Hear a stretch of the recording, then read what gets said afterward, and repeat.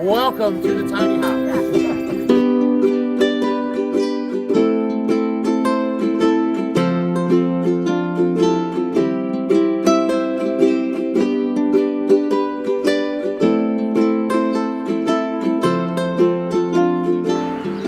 Well, it's early May here at the mobile homestead in the Mohican Valley. I'm back at work at my other summer job, and just wanted to talk a little bit about an event I went to right before Easter.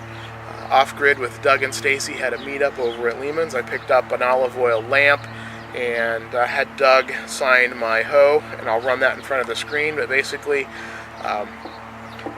put a little quote on it, which I think is very fitting for the Caribou Day of Adventures page, which the quote is, "Do what you can, where you are." I think that's really fitting for the theme of the page. Doug didn't know it. I never met him before, but it was awfully nice of him to sign that, and I appreciate it. And hopefully, they have the best of luck in their future over in Missouri. It was a really interesting event. Doug and Stacy are as nice or nicer in person as they are on their YouTube page.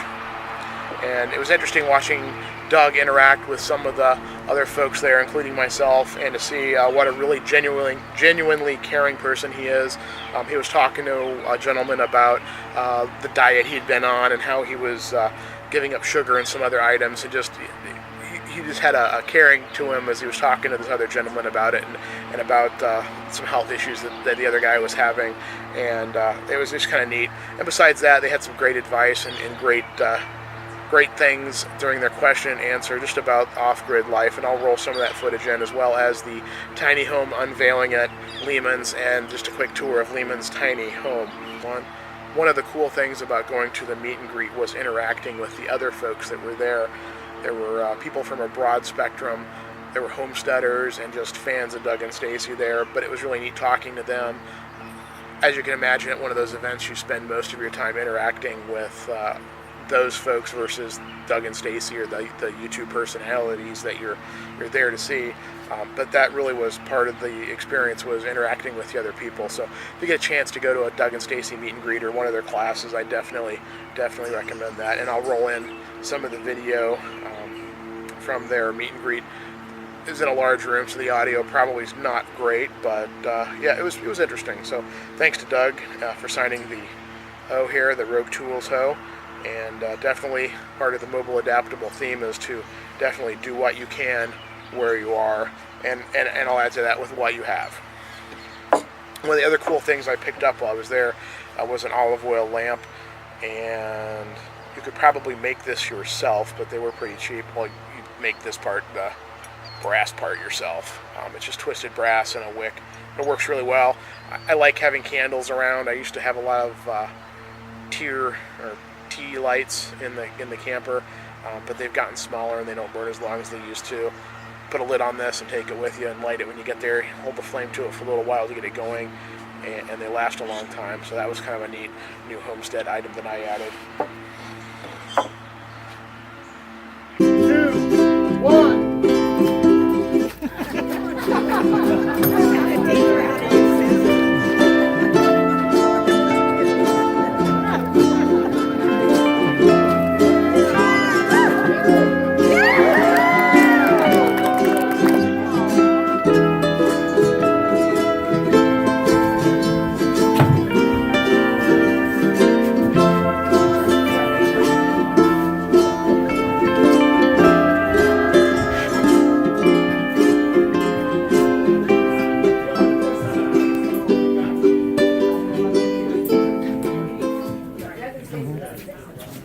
Everybody knows. So we're here basically just to answer questions for you guys. We live in a 600 square foot cabin, and we have a lot of good times doing it. We grow most of our own food, our meat. We collect bees. We have honey. Our daughters, they're looking for like out of the country, and they're going to start doing it too. But now they love it. Yeah, so we're hardcore, man. So we don't tell you guys like do it like us. I mean, we're just saying like there are ways that you can do it, and we're happy to share with what we're doing, so you guys can glean from it and then take the little pieces that you feel comfortable with and then adjust on what you're doing. Go ahead. Yeah, where's your phone? It's a hotspot, right? Yeah. Super simple. 10 years ago, it was a harder process. I would maybe shoot a video. You know, we didn't really do videos that much, like 4 years I think when we started the channel, kind of put one here and there. So I would actually shoot a video on the phone, plug it into the truck, go to bed, and wake up with like 60% left to go. Right? So like, you know, if you guys can appreciate our older videos, there was a lot of stuff we didn't do. But now the technology's finally caught up where we can upload and do videos for you guys, you know, in real time almost. And that's another thing, guys. We're showing you guys probably like a day out. You know, so when you see our videos, that's what's going on. The time that our Amish friends would, they say they bet, they say we couldn't last a year. That we've been there for 8 now, so we did it. I'm still looking for that pool of money. I want to know. Go ahead. Talk about your original intent, because you didn't move out there to make videos on YouTube. No, that was not even the thing. Okay, so when we moved out there, it was just a little simple life. We had gotten burned up on debt and working, and you know, we had businesses, and people don't want to work anymore. You know, the work ethic in our country is really starting to decline, especially when you go outside sweating and you know that kind of thing. We have a lot of landscape business, so they won't even show up for work. So I got kind of fed up with all that stuff, and it was just too much angst, too much stress. So we just made a decision that that's what we were going to do. So we hunted for the land in the area that we could still maintain. She works as a teacher, and she likes what she does. I was mentioning that to you. We drew a circle out, and then we started looking for property. We didn't even know the Amish community was by us. We just bought the place, and then I found out, and then we started making friends. But our whole intent was to live a simple life. Then a friend of mine, I'm building a log cabin. That's why I don't have really a log cabin build stuff video, because I wasn't even doing that stuff. And then my friend was like, man, you're really doing something special, and you should help teach people. And there's this thing called YouTube. YouTube was just a baby then. It's only like 10, 12 years old. And you know, it's 8 years, so we gave it a whirl, and we put up some videos, and then, you know, we really started getting more postings and more teaching last couple of years, and it's really resonated well with folks, and they're enjoying what we're doing. And we're bringing the message, you know, that y'all are lit to more people in a way that they can understand and grasp hold of, you know. So hopefully we're turning back people to this simple life, you know, that's our main goal. But yeah, this is binary, so this is just a bonus, our fruit of our labor, if you will, that we're able to come to this place and actually speak to people face to face and tell our story and encourage people. Yeah, Go ahead. I love it. Old life versus new life again. Was there an aha moment? Was there just a time that you said, I'm done? Or was it like a gradual? With the old to the new? Yeah. No, it was, we're out of here. We sold the house, we sold everything in it. We left with a futon and a coffee table. You just decided That was that it. we're going to start farming? That's it. We're gone. Well, a big thing was wanting to know for food. me where our food was coming from, because all of us are getting poisoned. Everyone is getting sicker and sicker because of what we're putting in our bodies, and we wanted to know where our food came from. We wanted to, you know, grow our own food. We wanted to raise our own livestock and go from there. And because of that, our health is better than it's ever been, because we weren't feeling right. You know, you go to the doctor and there's nothing wrong with you, but there is something wrong. Yeah, there's something not right. So once you change your diet and your body starts healing from nature, and it took for me, you know, a few years for me to get feeling as good as I feel now, but it was through the food, through the diet. Because don't let a doctor tell you that you're going to be sick for the rest of your life, because your Or you're body on this can't heal. medication forever. Your body wants to heal itself. There's a natural life cycle of your body. And when it knows it's sick, it's going to send you. That's basically. Terrible. He had the insulation, so now he can talk. Go ahead. All right, so here's the deal. 2 things for all the husbands. 1, don't do the wife thing right when she tells you to, because if you wait a couple years, she'll appreciate it a lot more. Second thing. Hey, wives, don't move in till it's done. You might not ever move in. Second thing, right? Sometimes some of those pauses that I took turned out to be our greatest asset, right? If I would have went in there and covered that up right off, we'd be up there in a hot box right now. Until I was able to educate myself a little more about leaving that airspace to travel, about taking down those that fiberglass batting and then putting in the foam, and then the tin foil, little foil back stuff, and then creating a way for the air to escape, and then closing that in. It maintains the same temperature as downstairs. I'm not kidding you guys. We showed you in the video, we shot it with a heat gun and showed you how hot it was and how hot it turned out to be. We've now lived through it through a summer, 2 summers. And we can sleep upstairs in the middle of summer when it's hot. Yes.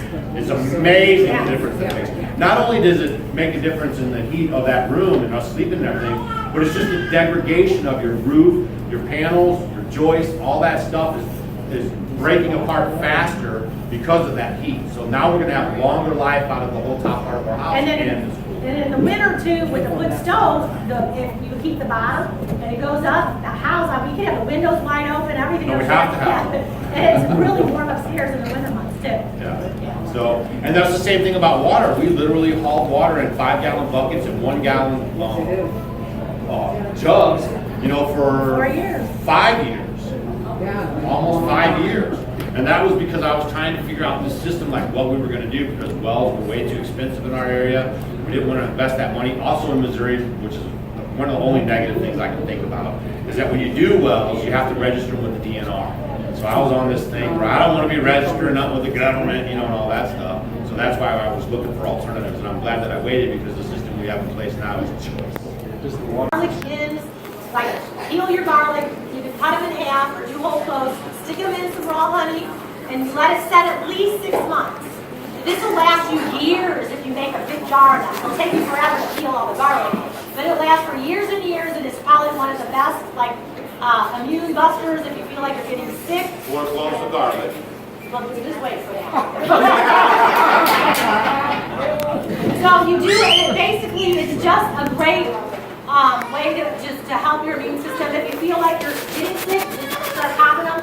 Or if you are sick, maybe do 3 or 4 throughout the day, and it's really, really good for you. So like now, summer's coming. People don't get sick as much, so I would go ahead and start doing your fermented garlic when you can, and then store it, and then it'll last you a long time. And you just pop it in. You can do the liquid, or you can just eat the garlic by itself. So I just have them all over the place. The longer it goes, it's gonna get darker, and it's really good. Kids love it. They'll do the liquid, and it's really, really good for immune system. Now he was talking about garlic. You can also do. They say like if you're sick. If you look at antibiotics like penicillin or things like that, 4 cloves of garlic is equivalent to a dose of penicillin or antibiotic. So if you're sick, you can crush it. You're going to have bad breath. But if you could get that in some soup, or get it in somehow, put it in a drink or however you want to do it, that's going to help you out. And if you do the honey and garlic, you're getting the antibiotics from the garlic and the honey. Honey is the antibiotic. It's double whammy, and it's fermented. So that was a problem that a lot of you guys followed us along, but we forgot to tell you that you're probably going to run out if you just make one little jar of it. So a lot of people were using that after the 6 months, and then they were like, oh no, and then it was right in the middle of winter. So you want to make a big batch or a couple batches. And that's the thing, you go and you do these things, you got to remember, you got to keep doing it. Right. Are those things in your cookbook? But the story I was thinking of was our Amish friends, when we first moved there, they just could not wrap their heads around why we were going backwards when some of them were even trying to move that way, right? And so the story was that we were running from the law. This has happened. This is legit. That's what causes them to be a little standoffish, right? Because they're protecting what they have, and the people are interested in it, but there's that outside element where it's not conducive. So there are times when they are meaning well and to help people, and it can turn out bad in that kind of way, right?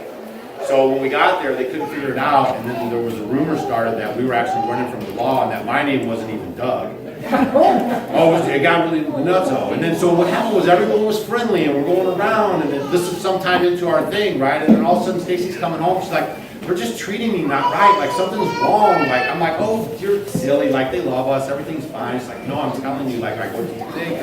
This, and they're treating me, it's different. She can feel it's different. Yeah. And so then she got the story from who told it? Or was it me? Maybe Noe told me. Yeah. Wilmer told me, he says, so the deal is that people are standoff right now because there's a rumor going around that your name's not Doug and that you guys are actually hiding from the law.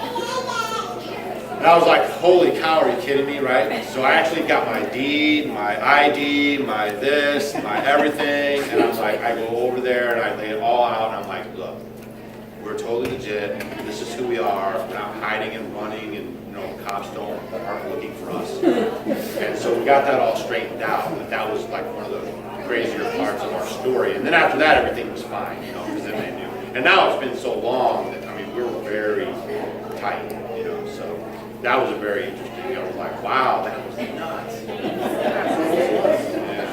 But it's good to head that stuff off, right? It's like, hey, we're legit. Like, we really are passionate about living a simple life, and we're here, and we're going to do it. Yeah, and after we had everything done, I had a bunch of my aunt's friends, the girls came to the house, and it was so funny because they were like, because I said our house is little, and then they were like, you live in a dollhouse, because our house is little. Yeah, because it just... Well, folks, that's a wrap up from out here at the Mobile Adaptable Sustainable Homestead out here in the Mohican Valley. Thanks for watching. Please like, thumbs up, and subscribe. We'll get over that 100 subscriber mark soon. And shout out to the folks from New Zealand, the 2 folks that subscribed. That was pretty cool that you can reach across oceans with a little tiny YouTube page. So this is Caribou Dave and the Adventure Dog. Thanks for watching. Caribou Dave out.